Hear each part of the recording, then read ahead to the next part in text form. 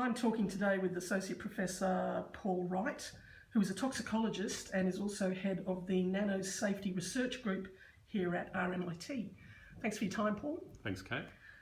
Talk to me about nanotechnology and sunscreen. How is it involved? Is it safe? Are we right to be scared silly of it or not? Oh, they're all very interesting questions, so I'll take it step by step. Go for it. First of all, nanoparticles are very small particles, and they range between 1 and 100 nanometers in diameter, so about 1,000th the thickness of your hair strand, so very, very small. And we know that if you put in zinc oxide, like in sunscreens, at that very small size, they become transparent. But they're still opaque to ultraviolet rays. Okay, and how does that improve sunscreen? Well, the interesting thing about it is that sunscreen now containing zinc oxide nanoparticles can rub on clear, but still protect you against ultraviolet rays. They're actually more efficient per weight basis than the big bulk particles in scattering and absorbing the UV light. So they are a better material. You could potentially use less of it. Already zinc oxide was better than some of the other sunscreen materials because metal oxides like zinc oxide, they don't break down under ultraviolet light. But some of the organic chemical sunscreen filters actually break down, and some of them can turn into allergens for certain people. And humans are a highly allergic species, so for some people it's difficult to use sunscreens that don't contain metal oxides. So that's why zinc oxide is quite a good sunscreen for those people. And also for children with very sensitive skin.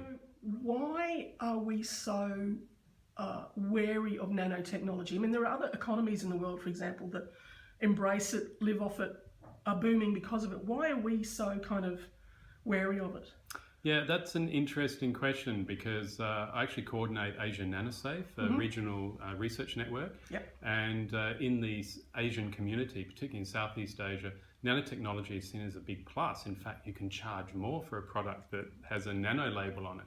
And so 4 economies in the Asian region have instituted a nanomark labeling system, meaning that you need evidence to be able to claim this extra ability and charge more money. So they see it as a positive thing.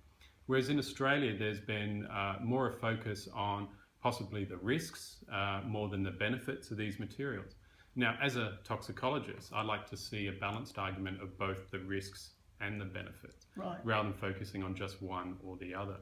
And it turns out that there are so many different nanomaterials that are being developed and studied, and they don't all behave the same. They're very different, and they also don't have the same biological activity. So you can't say all nanomaterials are bad, or you can't say all nanomaterials are good. You actually have to know more about the nanomaterial and how it's going to be used before you can say and do a proper risk assessment. Is it going to present any potential risk to the user? And are we good at transmitting that message to consumers in Australia? Well, I think with regards to sunscreen, that's been an issue that was raised because a few years ago it was noticed that tradies who are putting up painted metal surfaces on roofing materials and were using nanoparticle sunscreens, mainly titanium dioxide ones, left their fingerprints on the roofing material. And in the hot Australian sun and many months of UV light, that bleached the painted surface of the product, and that voided their lifetime guarantee. So the producers of those building materials put out a warning that if you're going to use these materials, don't have the nanosunscreen on your fingers after you've applied it.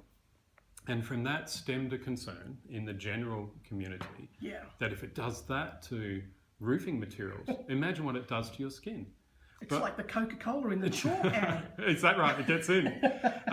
Yes, Mrs. Marsh. So the problem here, though, is that, of course, when you use sunscreen, they're formulated to stay on the surface of the skin.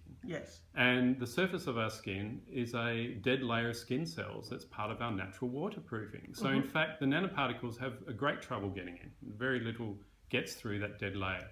And we shed these dead cells constantly, millions of cells a day. And so, in fact, it's a totally different exposure scenario. The other thing that's important to realize is that the nano sunscreens themselves, they protect you against the ultraviolet rays that are coming through. And so there was another concern that nanoparticles might increase, because they're very photoactive, some of them. They could increase the number of oxygen radicals on your skin. Right. But we've done the studies, and it turns out that the nanoparticles in the sunscreen actually reduce the amount of free radicals caused by ultraviolet A radiation. Now, ultraviolet A radiation is what most of the UV light coming through our atmosphere is, about 95%. It's a lower energy, but it actually penetrates further into our skin. Right. The ultraviolet radiation that gives you the redness and swelling, etc., that is UVB, and that's only 5% of the ultraviolet radiation. That penetrates very little, but it's just the right energy to directly damage the DNA in skin cells that it can touch. So you can see that it's important that we actually do protect our skin against both UVA and UVB. And so it's best to use a very stable, broad spectrum sunscreen. And zinc oxide nanoparticle sunscreen fits that bill. If you have highly allergic situation and your skin's very sensitive, then use the metal oxide sunscreens with the nanoparticles in them. In the case of protecting yourself from excessive ultraviolet radiation exposure, you should do the whole 5-step SunSmart program of slip, slop, slap, seek and slide. So slip on a shirt, slap on sunscreen, slap on a hat, seek, shade and slide on some sunglasses, because all of those 5 together reduce your excessive UV exposure. You shouldn't just be relying on sunscreen alone. Sure. And for that reason, for those people who really don't want to use nanoparticle sunscreen, they still should be using some form of sunscreen. If I can just raise the other issue about vitamin D and the importance of having vitamin D from sunlight. There have been many studies about how much vitamin D you can generate from exposure to different amounts of sunlight at different latitudes in Australia. And so in the middle of summer, between the hours of 10 a.m. in the morning and 4 o'clock in the afternoon, you might only need 8 minutes of exposure to your arms and face to get enough vitamin D for your health and well-being. But in winter, in places like Melbourne, very cloudy, you might need half an hour or more exposure. So we need enough ultraviolet exposure to make vitamin D, but it's actually not that much when you think about it, compared to 10 minutes or 12 minutes being long enough to cause burns in some people in the middle of summer. I think we should be getting our vitamin D from sunlight, but a reasonable amount of sunlight. So all my comments relate to excessive UV exposure.